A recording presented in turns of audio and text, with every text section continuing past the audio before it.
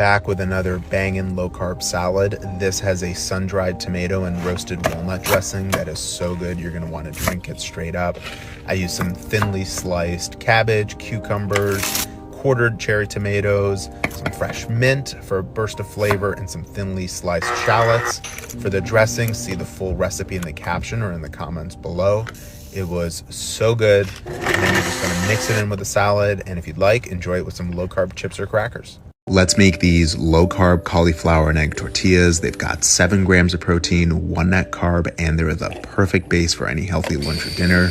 To make them, pulse together 2 cups of cauliflower, add some garlic cloves, then add in your eggs, and blend together with salt, pepper, and of course, chili lime seasoning. Add a 1/4 cup of the mixture to a pan sprayed with avocado oil.